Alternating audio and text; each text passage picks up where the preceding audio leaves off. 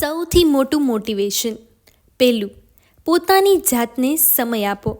પહેલી જરૂરિયાત તમે ખુદ છો. બીજું, દરરોજ ખુદને મોટિવેટ કરો. તમે મજબૂત બનશો, પોઝિટિવ રહેશો.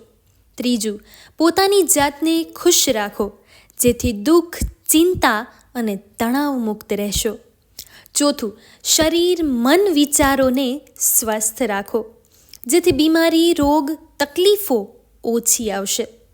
પાંચમું, કે દરરોજ પ્રાર્થના, પ્રાણાયામ, કસરત અને ચાલવું, જેથી સ્વાસ્થ્ય સારું રહેશે અને નિરોગી રહેશો.